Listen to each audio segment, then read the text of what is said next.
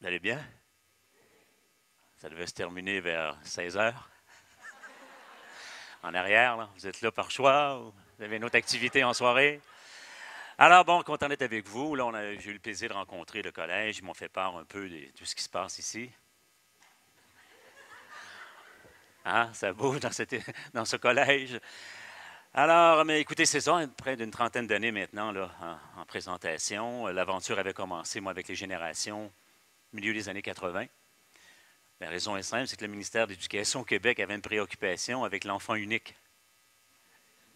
Ils ont dit, Monsieur Alain, on sait que vous faites vos recherches en ce moment sur les comportements, les attitudes, les jeunes, les adultes. Alors, ça vous intéresse, vous y arrêtez un peu. Ce qui m'a emmené à écrire le livre qui a dérangé un peu le Québec à l'époque, L'Enfant roi. Ça vous dit quelque chose. Alors, évidemment, en Europe également, ils avaient la même préoccupation.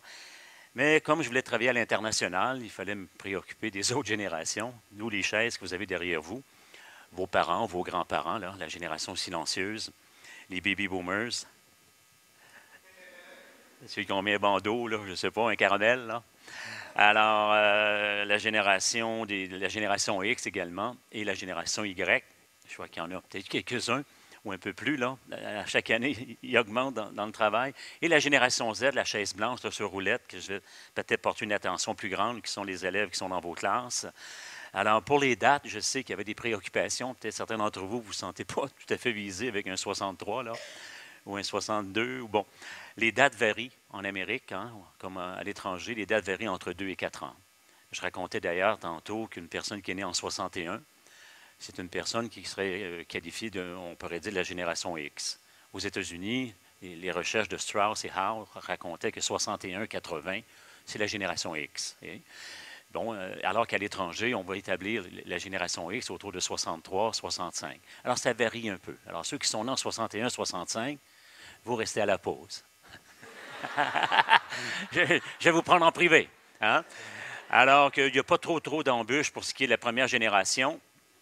Les générations arrivent suite à des changements dans nos sociétés. Alors, les premières minutes, on les part juste pour vous faire un clin d'œil sur l'ensemble. Hein, les générations sont au rythme des changements. Hein, puis des valeurs qui sont communes dans une société.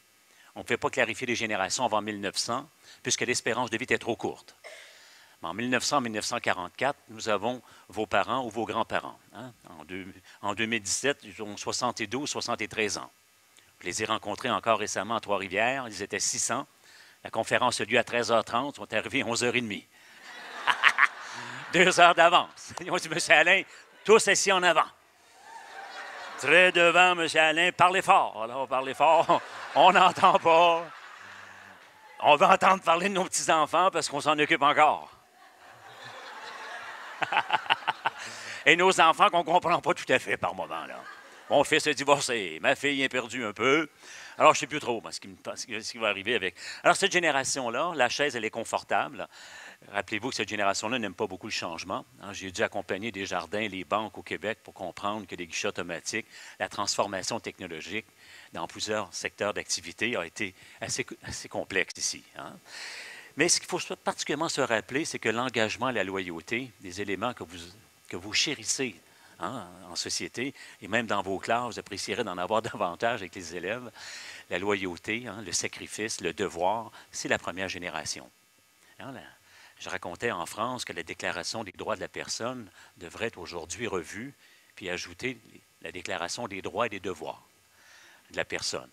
Parce qu'en ce moment, il y a vraiment une difficulté à amener les gens, les nouvelles générations, vers prendre leurs responsabilités. C'est complexe. Ça va? Alors, cette génération-là, dans certains pays, particulièrement au Québec, ils sont très nombreux. Hein? Vous comprendrez, il va falloir réagir assez vite. Hein? Le Québec est en décision de savoir s'il va augmenter l'impôt dans les semaines à venir, ou les mois, ou les prochaines années, ou d'augmenter l'immigration. J'ai la réponse pour vous, ce sera l'immigration. Il y a 300 000 immigrants qui vivent au Canada, 20 de cette somme vit au Québec, ce qui fait 60 000. Mais la vérité, c'est qu'il y en a à peu près 260 000 qui rentrent ici depuis 3 ans, ce qui n'est pas suffisant. En 2020, ils seront 450 000 à venir au Canada, 20 de cette somme, ce qui donne 90 000. Alors, ça sera la hausse pour les années à venir. Compte tenu que les baby boomers à la retraite dans quelques années, et c'est en augmentation chaque année, Et cette génération-là, qui est encore très active, est très présente. Hein. En Outaouais, c'est là qu'on retrouve le plus de 60 ans et plus au Canada. À Rivière-du-Loup, il y a une préoccupation. Je suis responsable en partie du Nouveau-Brunswick dans les écoles. Là. Je serai là d'ailleurs au mois d'août. Manque de monde. Manque de monde, comprenez? Fait que tous les élèves qui sont ici, on les attend.